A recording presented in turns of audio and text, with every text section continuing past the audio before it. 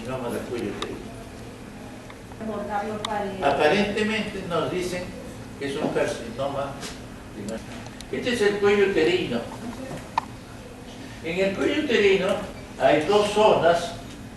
Uno que sale el epitelio del conducto del cuello uterino y otro que cubre el ectocervix. La zona del ectocervix, ya decir, tiene 4 capas, que se llaman el estrato córneo, estrato granuloso, estrato espinoso, estrato basal. Ahora, ¿cuándo se inicia un carcinoma del cuello uterino? Se ha determinado, este es el esquema de la evolución. Ahora, el cáncer desde que se inicia, no todo cáncer termina o en sus periodos iniciales. Entonces, el contacto sexual frecuente del pene con el cuello uterino genera inicialmente una inflamación aguda. Posteriormente se cronifica. El coito es el único factor que origina el cáncer. Gagnon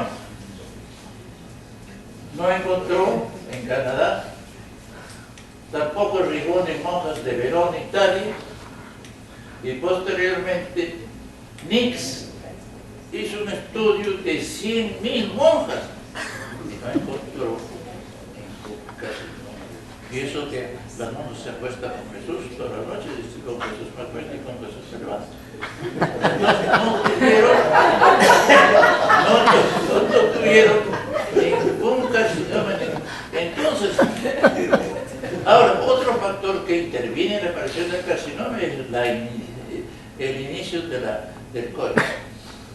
Por ejemplo, en la India es común que las chicas ya a los 15 años se casen.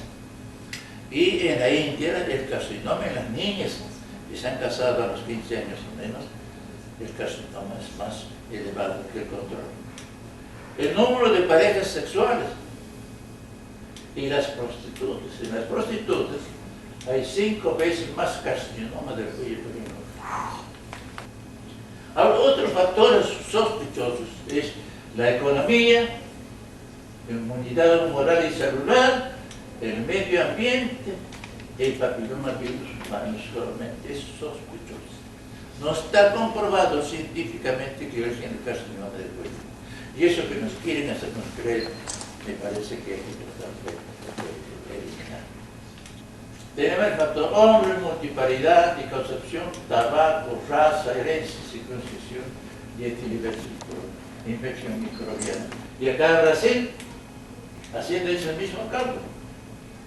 En Brasil, si no recuerdo, tiene 10 millones de habitantes, o 10 millones, o 10 muertes por cada 100.000, sí, 10 muertes por cada 100.000. Entonces Brasil tiene que gastar 30 millones para prevenir, vacunar a 100.000 mujeres. El único factor comprobado científicamente, estadística, epidemiología, colposcopía, histología, citología y clínica, el único factor comprobado hasta la actualidad es que origina el carcinoma del cuello uterino. Yo soy de Castro, un autor brasileño decía que la mesa del humilde es escaso, pero el lujo es una miseria. Porque el pobre no tiene para comprarse un televisor. Las naciones debemos ser el Papa Nicolau. Nosotros, como país pobre, especialmente Perú, se vive una grandeza. No se tiene más gracia. Muy agradecidos.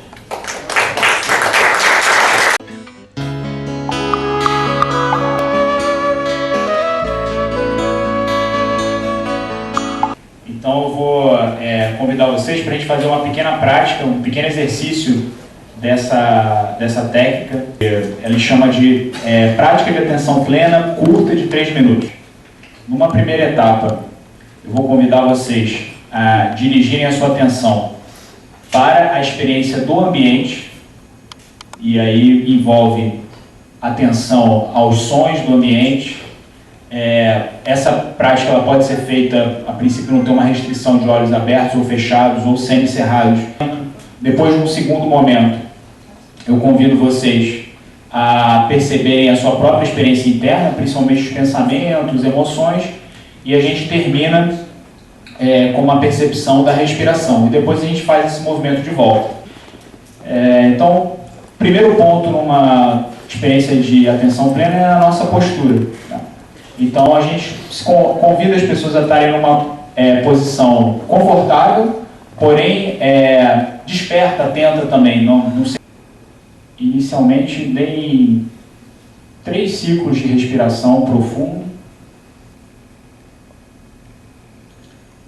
E, gentilmente, leve a sua atenção para observar as sensações do ambiente.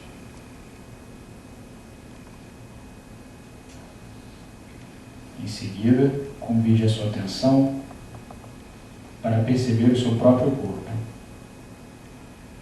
Perceba se existe alguma região de desconforto, de dor, incômodo. Perceba o contato dos seus pés com o chão. Em seguida, leve agora sua atenção para perceber os seus pensamentos.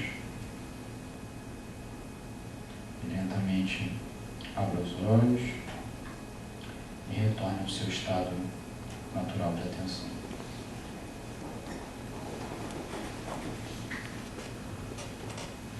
Mas o que a gente vai falar aqui é de um processo de utilização da meditação fora do contexto religioso, que é a proposta da meditação Mindfulness, ou que é traduzida para o português como meditação da atenção plena.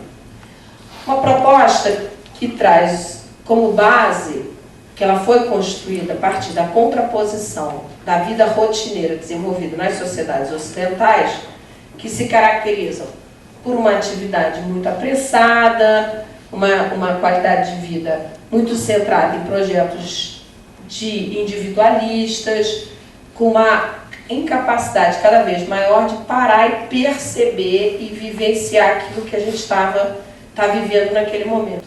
Em contraposição a um processo tradicional do pensamento oriental, que é onde se baseia o pensamento, as práticas meditativas, né?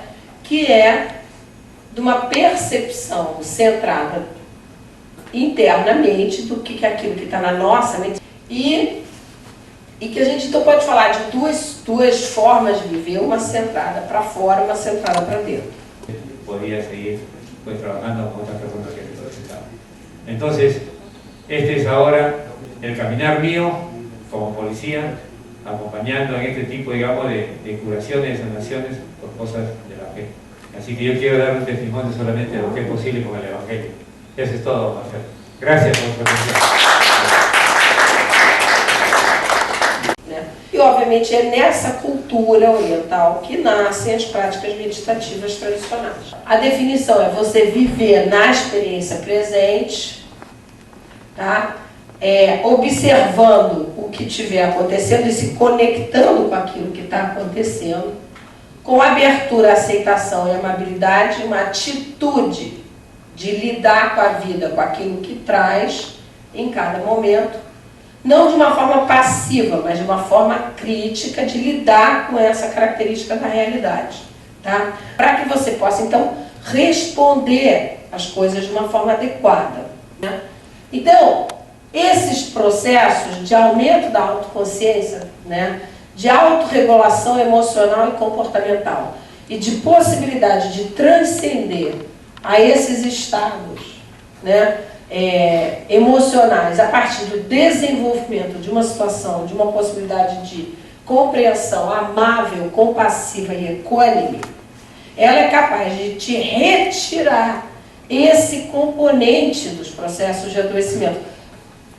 Tudo isso que eu estou afirmando, ele é confirmado por estudos de neuroimagem. Então, você tem vários estudos de neuroimagem associados à meditação, né, que a gente conhece, e ao Mindfulness também, né, mostrando alterações dos padrões em relação a um padrão mais atento, mais concentrado, mais associado à ativação do lado esquerdo do córtex pré-frontal e a afetos psicológicos positivos, com impacto na resposta imunológica. Tá? O que a gente não poderia usar? É difícil você usar isso em pacientes com quadros psicóticos graves, agudos, pacientes com clínicas de crises dissociativas, porque é um processo que facilita a dissociação, um paciente com deterioração cognitiva grave e, obviamente, pessoas que estão opostas ou muito críticas a essas práticas. E ela vem sendo utilizada em vários cenários, né? O Leandro vai falar um pouco da experiência, que é uma experiência bastante eficaz com estudantes de medicina. A gente já conseguiu o financiamento do Ministério do Proeste, lá com a UERJ, para poder fazer nas unidades com a população. Então, assim, abrir um espaço em que essa população hipertensa, ansiosa, angustiada, possa ter um espaço para essa meditação. Leandro, então, vai falar um pouco agora da experiência com alunos de medicina. O que isso está significando em termos de mudar a cabeça dos profissionais. Na verdade, esse é um projeto que é um projeto de pesquisa pela universidade, projeto de extensão de pesquisa lá da Universidade de Viçosa, que está sendo feito por mim, mais uma colega professora de lá também, a Débora Carvalho, sob a orientação da Sandra e do Marcelo, e que eu tenho um grupo de alunos que estão participando como alunos voluntários também, alguns são bolsistas do programa Jovens Talentos para a Ciência do Ministério da Educação também, e a gente montou essa proposta e ela está em andamento.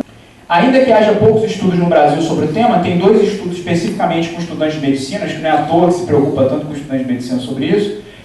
Uma na Universidade do Ceará mostrou que 49,7% tinham sintomas de estresse e 46,3% em Santa Catarina, ou seja, bate com os números dos Estados Unidos e do Canadá, próximo de 50%.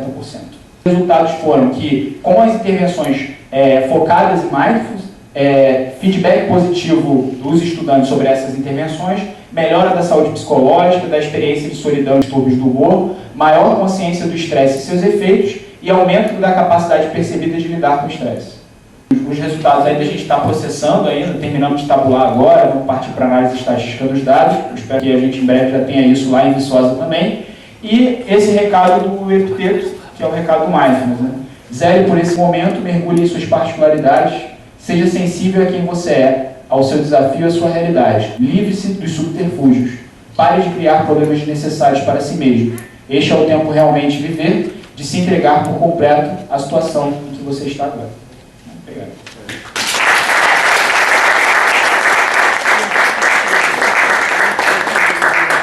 Aí, aqui eu mando uma brincadeirinha.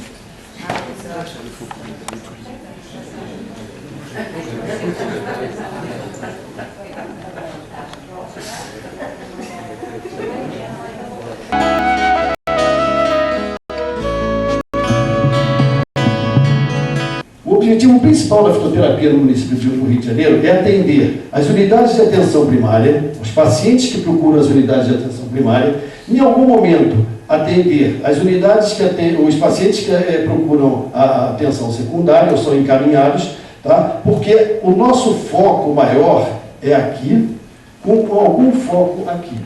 Nas unidades de atenção terciária, dificilmente a gente tem ou terá, pelo menos a curto prazo ou médio prazo, alguma chance de ter algum tipo de atendimento. Nós temos no Rio de Janeiro 121 centros municipais de saúde, 72 clínicas de família e um posto médico que pertence à prefeitura, que está dentro do prédio da prefeitura. Então, nós temos 194 unidades de atenção primária. Nós temos de atenção secundária 64 policlínicas e UPAs, que dão um atendimento mais ambulatorial, que requer um pouquinho mais de complexidade. Quais são as diretrizes que são seguidas na fitoterapia? No município do Rio de Janeiro, nós temos o cultivo de plantas medicinais, onde há a produção de matéria-prima vegetal e apoio a grupos de usuários. Eu vou passar só lendo isso daqui nesse momento, que eu vou apresentando isso com mais devagar aí adiante. Nós temos assistência farmacêutica, onde há a produção de medicamentos fitoterápicos e dispensação aos usuários, a orientação a esses usuários do uso correto e racional das plantas medicinais. O terceiro item é a assistência médica, onde a prescrição de medicamentos fitoterápicos manipulados e industrializados ocorre aos pacientes que procuram as unidades e esses pacientes usam esses medicamentos através de orientação médica ou de outros profissionais que prescrevam os fitoterápicos. Uma outra diretriz do programa do Rio de Janeiro, do município, é a promoção de saúde, em que se faz educação em saúde a grupos de usuários, pessoas da população que procuram as unidades e onde existem pequenos cursos que orientam as pessoas a saberem identificar uma planta, saberem como se fazer algum chá, como se preparar uma vela de citronela, entendeu? Quer dizer, pequenas ações em cima das plantas medicinais. E existe um projeto de educação permanente em que são dados cursos aos profissionais de saúde, buscando aperfeiçoá-los ou trazê-los para obter informação a respeito das questões das plantas medicinais. Nós temos um horto de plantas medicinais no bairro de Guaratiba, tá? Dentro de uma fazenda que pertence à Secretaria Estadual, Secretaria Municipal de Assistência Social, que nos cede uma área, se não me engano, de 2 ou 3 hectares para plantação de cultivo de plantas medicinais. Uma das coisas que acontece no município do Rio de Janeiro é que nós trabalhamos com algumas unidades de saúde com a implantação de pequenas hortas. Só para mostrar para vocês que existe uma lista de medicamentos, de plantas medicinais, que são de interesses do SUS. Isso aqui foi publicado em 2009 e é daqui que saem todos os fitoterápicos que são industrializados a partir da orientação do Ministério da Saúde. É desse RENISUS, publicado em 2009. Ver aqui os fitoterápicos que são industrializados em nome de 12, em número de 12. Mas hoje o Ministério ele propicia 12 medicamentos fitoterápicos com inúmeras funções, né, para o tratamento para a escolha pelo Sistema Único de Saúde para serem prescritos pelos profissionais. Apenas para terminar, é para dizer que essa aqui é a nossa coleção de plantas medicinais do Jardim Botânico do Rio de Janeiro. Existe um espaço dentro do Jardim Botânico e nesse espaço ocorrem reuniões toda última quinta-feira do mês, tá?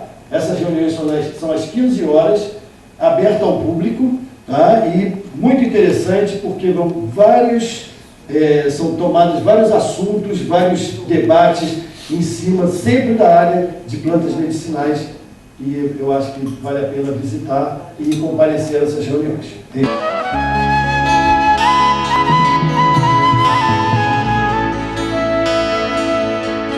sou Cristine, agradeço pela oportunidade para falar do Theta Healing e de algumas coisas a mais também. Para entrar no Theta Healing, ele é uma técnica de cura energética, considerada técnica de cura quântica. Depois a gente vai ver por quê. Porque ela permite realmente curas instantâneas, como aconteceu com a fundadora dessa técnica. Ela trabalha em todos esses aspectos, né? Porque através da energia se atinge o físico, emocional, psíquico, mental e espiritual. Ela é usada para atendimentos terapêuticos, claro, para resolver as questões concretas das pessoas de diferentes níveis. Autoconhecimento, porque através dela a gente vai aprender a se conhecer melhor. Na verdade, a gente vai aprender a se conhecer melhor, conseguindo enxergar aquilo que a gente não é, né? E se limpando cada vez mais, se purificando aquilo que a gente não é, para abrir as janelas, na verdade, para o verdadeiro ser que a gente é. E é um lugar de reconexão. Aí, esse sistema aqui, reconexão com a essência, reconexão com o ser divino, porque tem vários nomes, não tem nenhuma conotação religiosa. É mais um lugar, uma conexão interna, que é aquele que a gente encontra dentro da meditação, de várias técnicas. É como se fosse assim, vou falar primeiro da Viana aqui. A Viana Stibal é uma americana que se curou de um câncer, ela tinha um câncer na perna e ela ia morrer. Pelos diagnósticos médicos, ela tinha talvez 3 meses a mais, se fosse mudar a perna, mas ela ia morrer. Ela tinha crianças pequenas, ela já era uma terapeuta, ela tinha muita conexão, fazia muita meditação e ela conseguiu, assim, por ela mesma, ela entrou no processo meditativo, onde ela ficou investigando dentro dela o que tinha dentro dela, do sistema de crença dela, que fazia que ela tinha criado essa realidade, uma realidade de uma doença. E ela se curou de forma instantânea. Então os médicos ficaram muito espantados com isso, porque ela era acompanhada, né, claro, medicalmente, e fizeram alguns experimentos com ela, para ver o que aconteceu, né? E ela voltou, então, a entrar naquela meditação, aquele aparelhagem todo, né, científico, e viram que ela estava num estado cerebral teta, vou falar mais depois, durante o qual ela conseguiu essa cura. Ela define o Theta Healing assim: o Theta Healing é um processo meditativo que cria a cura física, psicológica, espiritual com oração focada através do Criador. Vamos voltar agora à onda Theta. Então, aqui a gente tem a onda Beta, é a onda onde a gente está em atividade, né? Falando, trabalhando, pensando, contando. A gente está, a maioria das vezes, nessa onda Beta. Onda Alfa é quando a gente já está mais calmo, relaxado, continua lúcido, mas com o pensamento mais tranquilo. Então, a onda Theta, ela é já um estado meditativo, um estado de relaxamento mais profundo,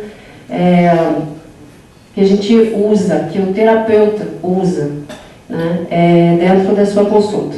Acontece que esse processo meditativo, provavelmente muitas pessoas já usaram, já sentiram, fazendo algum tipo de meditações, existem meditações mais ou menos longas para isso. No Theta Healing a gente aprende a fazer isso muito rápido, né? É o processo do nosso treinamento. A onda Delta é o sono profundo. Essa questão do processo meditativo que foi visto, né? Meditar sem julgamento, dentro da compaixão, então é esse lugar. Então, essa aqui a gente trabalha diretamente essa onda Theta através, a gente vai procurar essa consciência do Criador, isso vai passar diretamente pelo nosso chakra coronário, né? Que é ali que a gente tem essa conexão. E a partir dentro desse estado Theta, que o terapeuta vai entrando, a gente consegue fazer comandos em cocriação com o plano quântico, cocriação com a fonte, com o Criador. São comandos que a gente vai fazer diretamente sobre o nosso sistema, que é um sistema energético e um sistema de informações. E ali a gente se permite, em algum momento, escolher algumas variáveis e mudar isso no sistema em diferentes níveis, nível celular, nível do DNA.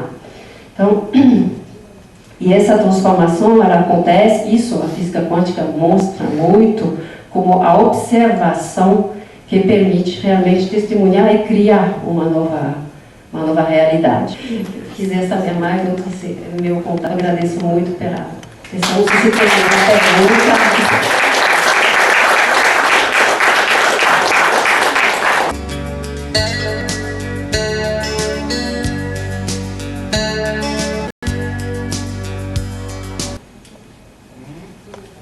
Y una fundamental que utilizo hace un poquito más de 12 años, y a partir de conocer el método del Dr. Bach, que es el tema que vamos a tratar hoy día, realmente me quedé sorprendido de la eficacia, de la bondad que tiene este método. Ahora vamos a hablar en específico. Yo tengo el mejor resultado con estas medicinas y justo me he encontrado con una colega aquí en Brasil que ella utiliza. Yo utilizo esta calidad de medicina de Bach, que es la que continúa el original enseñado por el Dr. Bach, porque hay calidades.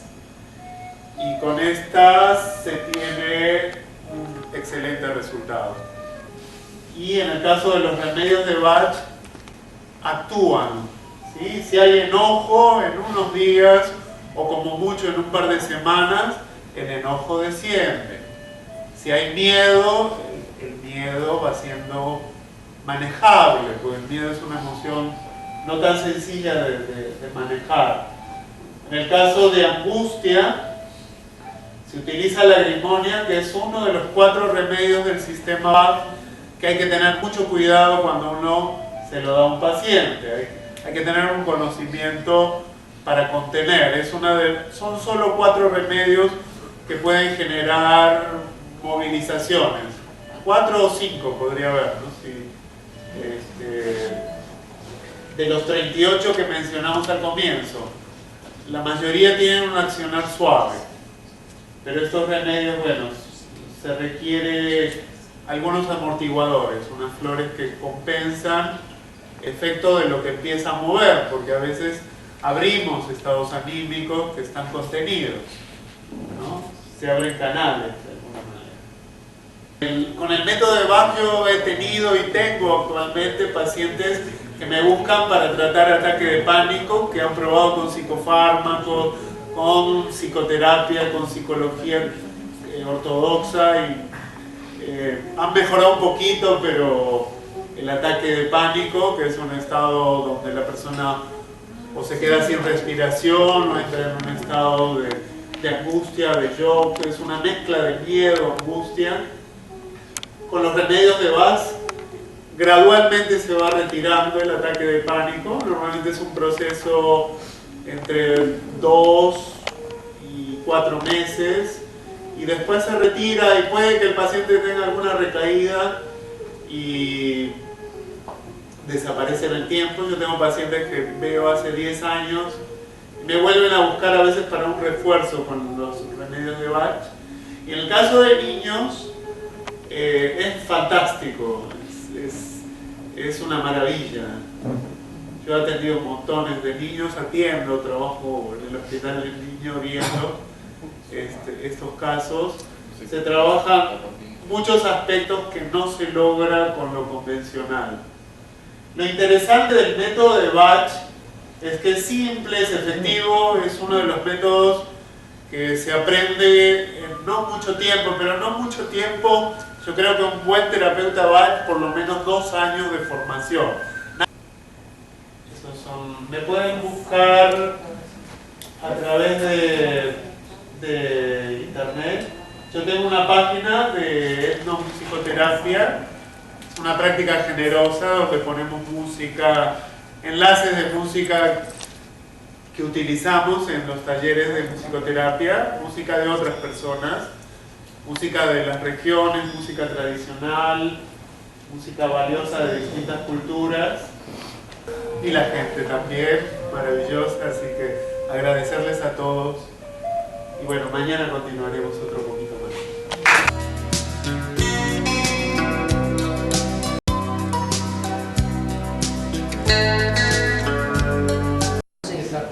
A gente ouviu ao longo do dia todas as preocupações possíveis e imaginárias. E aí todo mundo conhece um pouquinho e todo mundo agrega um valor diferente. E esse método, ele acabou sendo sistematizado dessa forma em função disso, de ouvir os relatos, né? Então eu venho do mundo corporativo, como a minha amiga do Theta Healing, e a gente vai se identificando com as pessoas. E resolvi assumir o meu papel de terapeuta, há uns anos atrás, usando bioenergética, minha primeira formação, e depois cromoterapia, e depois florais. E aí os conhecimentos vêm chegando na terapia, e eu hoje costumo dizer para os meus alunos que estudem devagar, porque a gente tem muita sede de conhecer tudo, e às vezes a gente tem um cabedal enorme de conhecimento que não usa. E eu tive a sorte de usar todas as técnicas terapêuticas que eu aprendi e sistematizar um método de trabalho. E eu fui pegando todas as minhas experiências, todos os estudos, muito baseados na metafísica, na coluna vertebral, no Yin, no Yang, nos 5 elementos da medicina chinesa, na cristaloterapia, que é uma das minhas, que eu considero uma das minhas grandes formações, o corpo que me revela o que quer. Então já era assim no meu trabalho de bioenergética, com toque terapêutico, identificação corporal da temperatura do corpo e dos pontos de alerta, e aí eu vim trazendo isso um pouco mais para o campo quântico, trabalhando com a radiestesia e com a cinesiologia, que o Theta Healing também usa a cinésio para identificar os sinais do corpo. E isso tudo virou o que eu chamo de método Cristais. Então, o método Cristais, ele é, acima de tudo, um método de diagnose do cliente. Eu vou olhando, avaliando cada estrutura metafísica dele para identificar no corpo o que o corpo está pedindo. E aí, de acordo com a prática de cada terapeuta, ele vai sugerir ao seu cliente o que é melhor para ele, de acordo com aquilo que se apresenta. Todas as técnicas funcionam, todas as técnicas são bem aceitas, mas qual a melhor técnica para o meu cliente nesse dia que ele vem? De acordo com o que ele precisa e o que ele relata, o que eu vou usar de tudo aquilo que eu conheço? Digamos que a gente conhecesse apenas, entre aspas, porque no holístico não tem o apenas, mas se eu for uma terapeuta de floral de bar, de terapia bioenergética, e eu conheço a cristaloterapia básica com 20 cristais, eu já tenho 3 técnicas que podem me trazer um grande ganho, um grande benefício para cada um desses clientes, mas eu posso usar com um a cristaloterapia e ser maravilhoso e com outro não funcionar.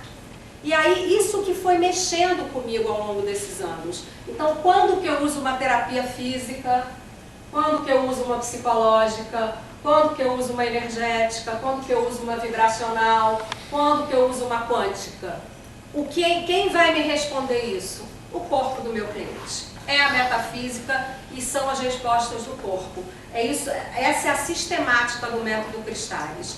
É fazer uma testagem de cada pessoa e saber o que o emocional, o que o campo energético daquela pessoa nos revela. Então, eu procurei ciência no limite, até me render. Algumas coisas eram metafísicas, que não teriam a explicação que eu queria e que eu tinha que trabalhar dessa maneira, né? Então, eu sempre digo, vamos tentar alinhar o nosso propósito de vida, aquilo que a gente tem hoje, com o que é divino. Porque muitas vezes a gente adoece por uma certa teimosia. Não, eu quero isso, eu só quero aquele emprego, eu só quero aquele marido, eu só quero aquele carro, eu só quero morar naquele bairro, eu só quero fazer cirurgias plásticas para ficar cada dia mais bonita. Cada um tem o seu querer, mas a gente esquece que tem um querer muito maior, que é o querer do nosso bem-estar, da nossa felicidade, da nossa qualidade de vida. Então, para mim, isso é aliar o meu propósito com o propósito divino. E é isso que eu faço nesse método.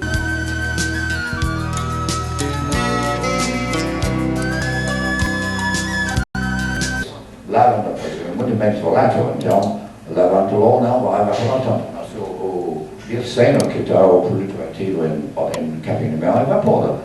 E então, você tem que ter cuidado. Quando vende capim-limão, citratos no supermercado ou na loja de plantas medicinais na cidade, é seco, inútil, não tem mais nada. Então, você tem que ter cuidado. Essas plantas têm que ser usadas frescas.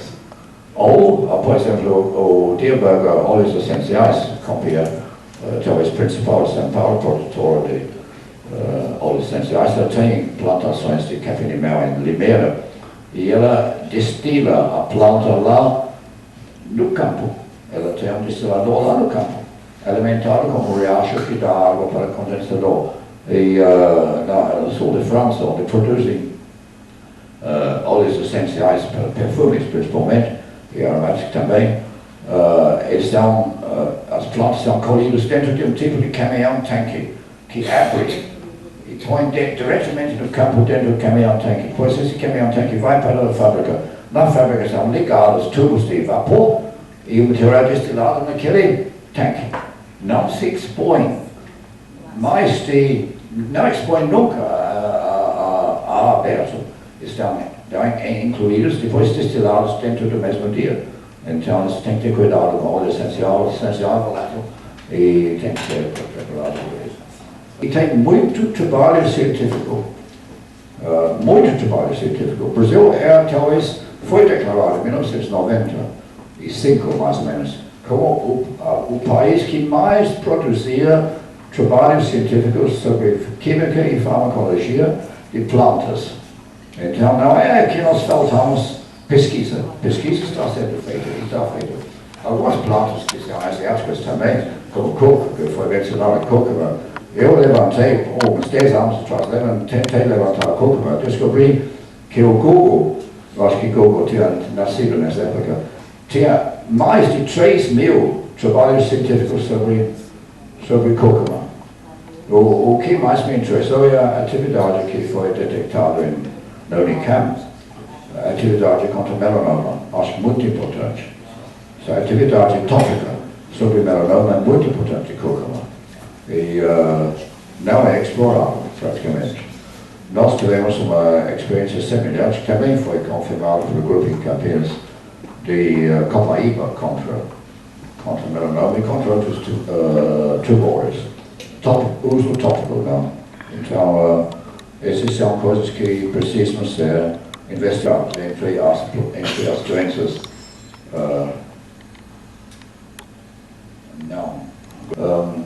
Essa planta é uma planta mexicana, Tithonia diversifolia, e certamente merece desenvolver como protetor contra o vício de várias drogas. Esse é o principal problema social das grandes cidades. É muito importante, não é pouco importante, na área mental. Então, isso é importante. O nosso grupo peruano poderia se interessar também, porque a planta certamente existe lá no país. Então, nós temos essas plantas, por mencionei malária, lepra, tuberculose, leishmaniose. Existem plantas válidas para essas doenças. É o fim. Ok, muito obrigado.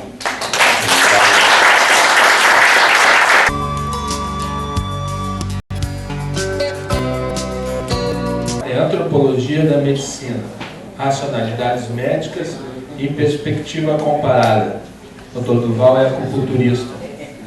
A medicina tradicional chinesa, embora consolidada há milênios, né, na China e espalhada pelo mundo, ela chega na medicina, né, se incorpora na medicina ou é incorporada pelos médicos ocidentais, com os preceitos tradicionais, mas à medida que ela vai se desenvolvendo, começa uma sei lá, necessidade ou preocupação, né, de tentar entender os mecanismos de ação da acupuntura dentro do paradigma biomédico, né? Quer dizer, na verdade, a biomedicina é poderosa mesmo, muito poderosa, né? Porque, na verdade, as outras racionalidades médicas, a forma de você pensar outras formas de cuidado e de ação e de desenvolvimento de terapias, etc., fora do paradigma biomédico, é uma luta para todos nós que sabemos que estamos vivendo dentro dela, e inclusive, mesmo que dentro da categoria médica, uma coisa comece a acontecer e a funcionar de uma forma bastante efetiva, foi inclusive o que mobilizou muitos médicos a fazer acupuntura, parece que, mesmo que o resultado fique sendo praticamente, apareça ali na cara de todo mundo, parece que é suficiente de você falar dentro daquela linguagem, dentro daquela organização de pensamento, dentro daquela cultura que gerou esse tipo de conhecimento. Então, olha só, nós temos a medicina, né, que é uma profissão, né, que tem que ter uma certa formação para você fazê-la, né? Um termo que ela se opera a partir do discurso e ela objetiva uma cura, né, um resultado terapêutico, né? Então, enquanto medicina, ela tem uma história médica, de como que apareceu isso, como é que ela foi, como é que surgiu, como é que a sociedade admite. Ela tem uma racionalidade, a nossa racionalidade é biomédica, é a medicina dominante, né? Na própria nacionalidade biomédica não tem muita... No mundo também não é muito igual, não se pensa muito igual. A medicina americana é uma, a medicina europeia é outra.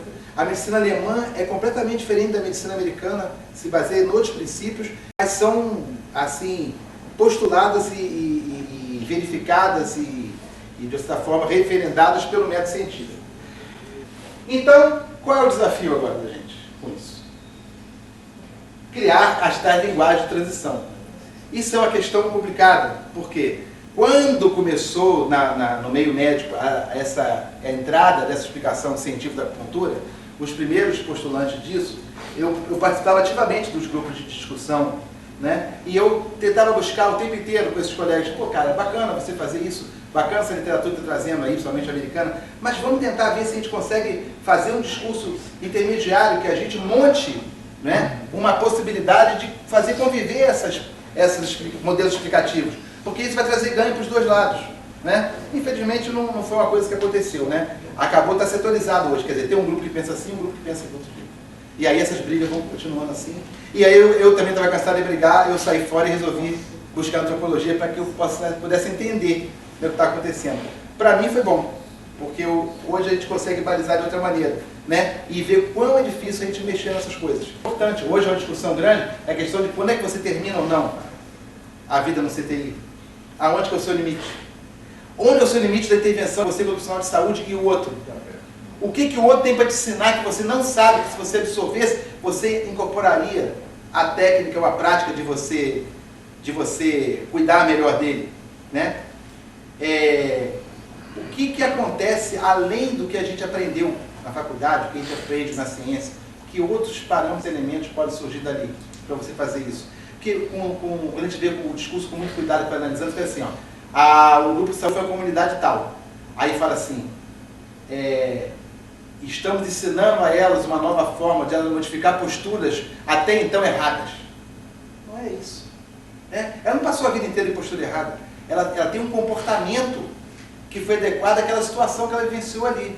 Aí você pode reorientar, de reconversar, e até mesmo as coisas possivelmente erradas que ela está mostrando, pode ser úteis para você. Porque errado é um conceito que você estabeleceu ali, que você aplicou ali. É essa questão que eu acho que é interessante a gente ficar pensando. Muito obrigado pela paciência aí de vocês.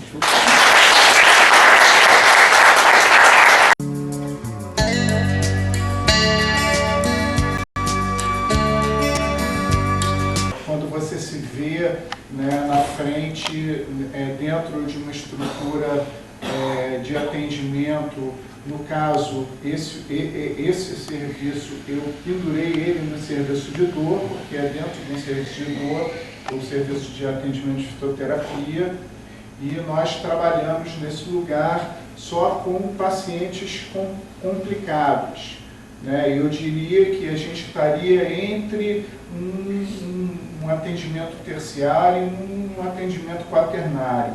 São pacientes que vêm ou da oncologia desenganados, porque não só estão com dor, mas estão com uma série de problemas relativos ao tratamento que eles fizeram. São outros pacientes que são pacientes, normalmente, nós recebemos muitos pacientes obesos com problemas de artrose severa de joelho ou de quadril, que não tem, né, pela ineficiência própria do nosso sistema de saúde, não tem como ser operados, e a gente tem que encontrar uma solução. Então fomos encontrando soluções.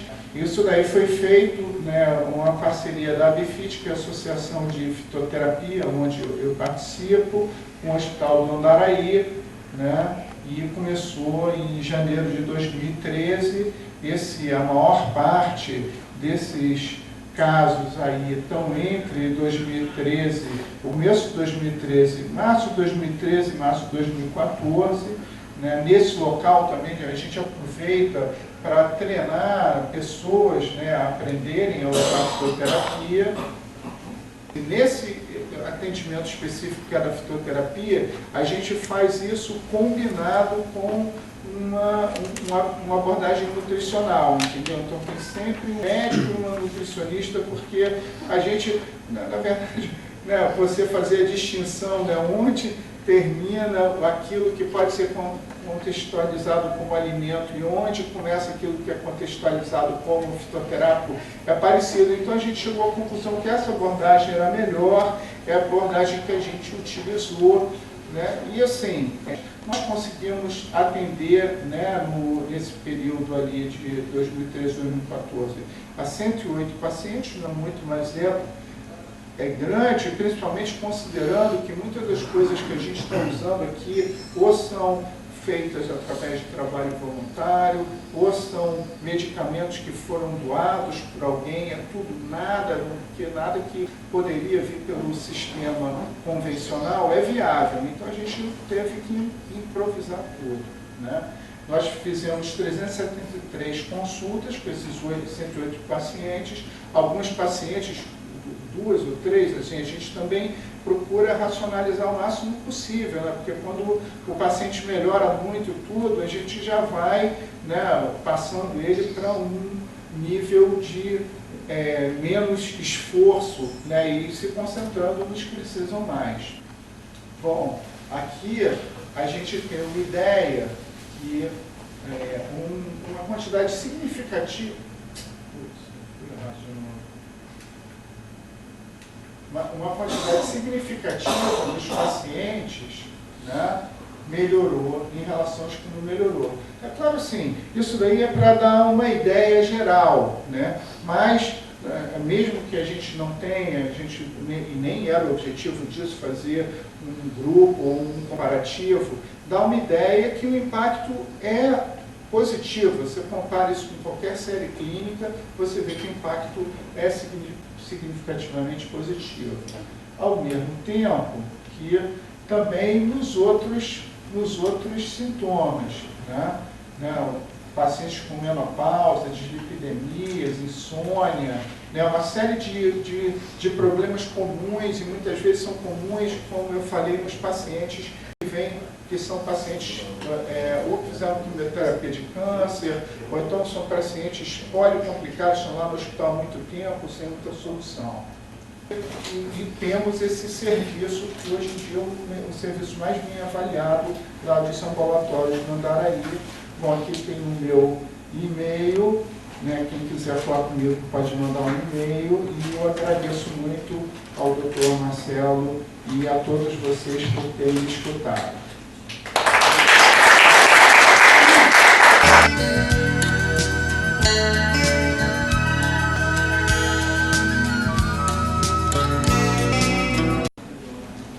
Buen día, señores investigadores.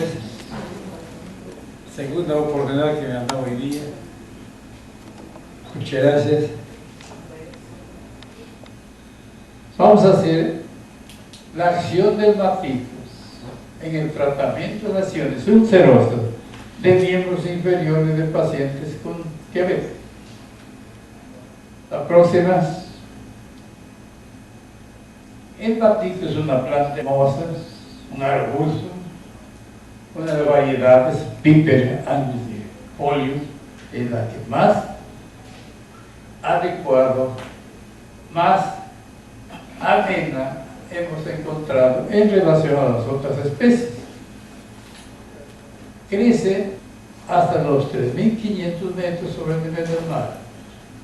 Se caracteriza por presentar hojas de tamaño mediano, gruesas, carnosas, olor agradable, gracias a los principios del ácido tánico, en este caso el tanino, vitamina A, vitamina B12, vitamina C y magnesio y otros. Tiene la característica de ser hemostático, desinfectante, bactericidas, cicatrizantes de las heridas agudas o crónicas, tanto de la piel como interna. Por eso que lo usan mucho como agua de tiempo, como un mate para las heridas del estómago o del aparato digestivo. En las damas lo utilizan como lavados vaginales, porque desinfecta, desinflama. El matico viene siendo utilizado en la antigüedad, por eso que decía, tendría razón, el doctor Sousa. Ese pueblo conoce Nuestros antepasados utilizaban. Aquí tenemos, se obtuvo los siguientes resultados. En el segundo mes se curaron 5 de los pacientes en referencia. Tercer mes 12, cuarto mes 4, quinto 5 y el sexto mes 4 pacientes. Así venía un proceso ya con infección. Hay signos de flebosis, hinchamiento, calor, rubor, ¿cómo se llama?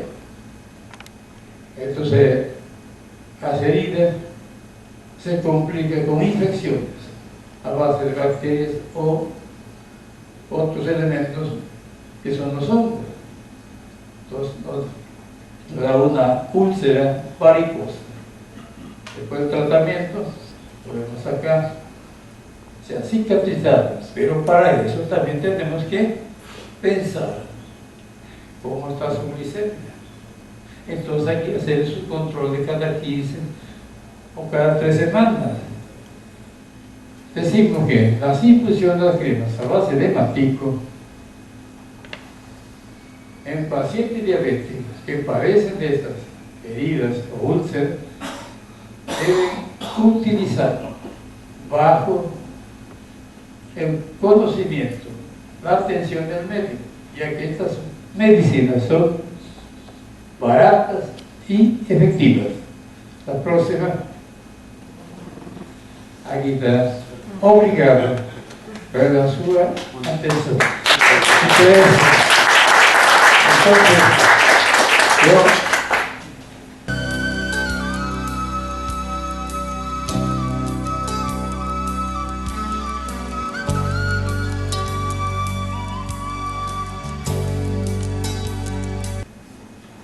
por ejemplo, respecto al agua, ¿qué se hace, por ejemplo, en la policía? Y no solamente para una persona, sino se trabaja a veces para 200, 400 personas a la vez.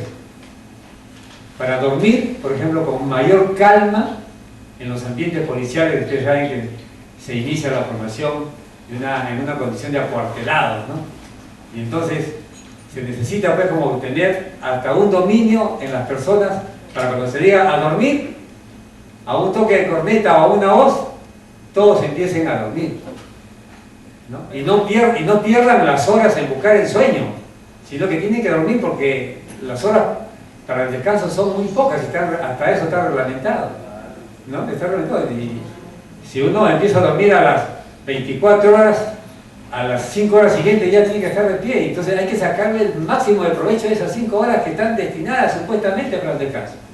Entonces, se hacen las aguas, se hacen los mates correspondientes para poder inmediatamente irse al descanso. Y hay diferentes hierbas, ¿no? La más conocida que he visto en algunas láminas aquí es la manzanilla, ¿no? Y así hay otras hierbas más que se preparan y se da en los alimentos de la noche a los estudiantes para que después del estudio, en las 2 horas finales, terminan a las 10 de la noche los estudios, entonces se pueda tomar el sueño. Por ser una criatura de 5 años que fue llevada de Perú a España para un trasplante de hígado. Y estando ya, digamos, a 2 o 3 días de ejecutarse la operación, los médicos la devolvieron a un lugar donde se le daba una atención de auxilio porque veían que ya como que no había ni siquiera ya opción al trasplante. Y en ese día yo siento un golpe de fe en mi corazón y me voy a ese hospital y hago una oración que no la tenía pensado hacer. Y lo hago con la madre de la niña y en 10 días regresa esa niña con su madre, ¿no? Habiéndole agregado a las indicaciones médicas algo que ella, de repente ella misma no creía, que era el poder de la oración. Pero cuando regresan al hospital, los médicos le preguntan a la madre qué cosa había hecho en esos días con la niña. Y entonces la madre, un poco temerosa, decía que solamente había cumplido con darle los medicamentos que estaban señalados y nada más. No, señora, pero algo más tiene usted que haber hecho. Y la señora como tenía un temor, pensaba que por algo malo le estaban preguntando. ¿Y qué resultaba? Que ya habían hecho nuevos análisis, habían sometido el caso a Junta Médica, y resultaba que ya no era necesario un trasplante, ni operar, ni nada. Y la niña ha regresado a Perú, sigue desarrollando su vida, y solamente lo que se añadió, digamos, a las recetas médicas, a la indicación de los médicos, fue la oración. Entonces, cuando la madre contó con un poco de temor lo distinto que había hecho ese día, dijo, bueno, yo lo único distinto que he hecho es orar por mi hija. Entonces, los médicos, a una sola voz que estaban ahí en Junta Médica, le dijeron, eso es, señora. Y ese caso no es para nosotros un caso aislado. Aquí en este hospital, aquí en Madrid, es una cosa que lo estamos viendo ya en repetidas veces. Entonces, este es ahora el caminar mío como policía, acompañando en este tipo, digamos, de curaciones, de sanaciones por cosas de la fe. Así que yo quiero dar un testimonio solamente de lo que es posible con el Evangelio. Eso es todo, Marcelo. Gracias por su atención.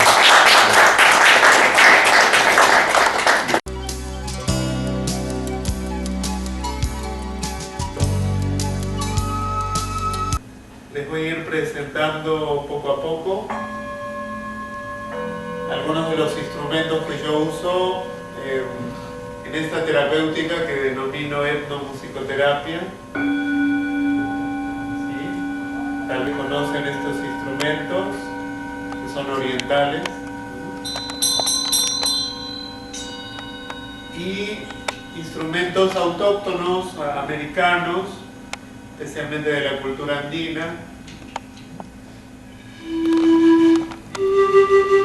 Entonces vamos a buscar una posición cómoda. Lo ideal es la espalda en posición erecta, la columna vertebral haciendo un puente entre el cielo y la tierra, como dicen los orientales. Una posición derecha, cómoda, sin tensión. ¿Sí? Y pueden cerrar los ojos para tener una percepción diferente del sonido.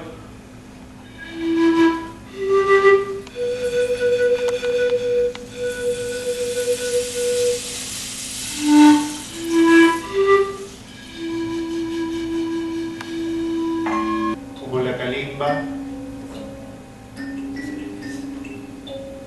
Vamos a observar nuestra respiración. Cuando exhalamos, vamos a imaginar que junto con el aire residual que elimina los pulmones, también nos liberamos, soltamos tensión y ritmos internos. Uno está ligado al movimiento respiratorio, vamos a prestar atención. Y cuando inhalamos sentimos que no estamos aquí en un auditorio cerrado, sino vamos a imaginar que estamos en un lugar abierto, en la naturaleza tal vez, o en un lugar de armonía, un lugar que también puede transmitirnos armonía o espiritualidad, paz, y respiramos ese aire cargado de oxígeno o cargado de bendiciones. Suelto al exhalar, me aligero.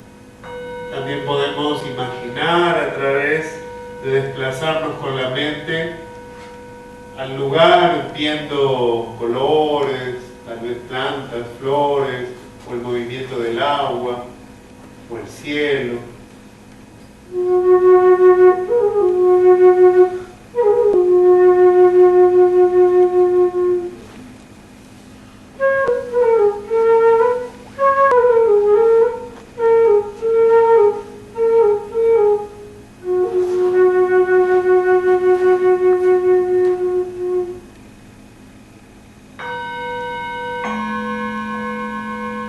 Vuelvo a prestar atención a mi respiración. Para los que no vieron al doctor Eduard Bach, uno de mis referentes en lo que es medicina alternativa. ¿Sí? Y bueno, estamos con el tiempo. Quería brindarles algo práctico, vivencial. Igual voy a estar un ratito más. Igual ya, Marcelo, si quieres cerrar. Busquen la página de etnomusicoterapia o por el Facebook, ahí pueden ver fotos de mi labor en el Hospital del Niño, mi labor con niños de la Sierra también y con niños del Colegio del Agustino. Ahí El año pasado empecé a subir fotos y creo que ha estimulado a otras personas también, ¿no? Este tipo de labores que hacemos, especialmente con la música y como servicio, ¿no? Espero que haya sido de su agrado. Por las caritas parece que ya se ha relajado. Marcelo. Um minuto mais. Que vieram assistir, os palestrantes que foram incríveis, todas as palestras muito interessantes, alto nível, gostei muito da participação de todos. E para o encerramento, eu gostaria, vou falar em espanhol, de ter o honor de chamar o Dr. Luis Solano Mendoza para nos dar uma mensagem final ao encerramento do 9º Congresso Mundial de Medicina Tradicional, Alternativa, Complementar e Quântica. Por favor, doutor, nos dê uma mensagem. Muchas gracias, doctor Vasconcelos. Infinitamente complacido, agradecido de la gentileza que tenía el señor doctor Marcelo de Vasconcelos Ríos y a esa distinguida concurrencia, investigadores de primera línea. Hoy los investigadores han sido, parecen, más profundos que el Congreso, el 8º Congreso de 1912. Aquí ha venido ya investigadores con más profundidad, con más identidad científica y hasta con una música que ha relajado a lo que nos hemos quedado. Y los que se fueron estresados. Los que se fueron no van a dormir bien. Algunos se han ido sin certificado, lo más grave. Entonces, ¿dónde se está en el Congreso? ¿Dónde está tu credencial? No tiene. Entonces han perdido muchas cosas. Doctor Vasconcelos, en primer lugar, como representante de la Comisión Científica, los investigadores han presentado trabajos originales, trabajos complementarios, alternativos y específicamente tradicionales con un matiz de la medicina cuántica. Entonces, estas 4 especialidades, identidades, deben sacar una sola para tener un lenguaje común en las ciencias, en las investigaciones. Países emergentes se han unido para salvar al mundo, mientras otros también se han unido, otros países, otras potencias, pero aquí sobrevivirá la vida del futuro. Sudamérica, la Amazonía, porque vienen las catástrofes, guerras nucleares, guerras biológicas, guerras químicas, etcétera. Entonces tenemos que prever, los investigadores, sobre todo la juventud, basados en los principios que aquí los investigadores han puesto un granito de arena para que se lleve a cabo este Congreso. Y por último, nuestras grandes satisfacciones que tenemos. Si no fuera usted, no hubiese habido Congreso. Yo pido un fuerte triple, cuádruple o quinto aplauso para el señor Marcelo de Vasconcelos Ríos. Un aplauso.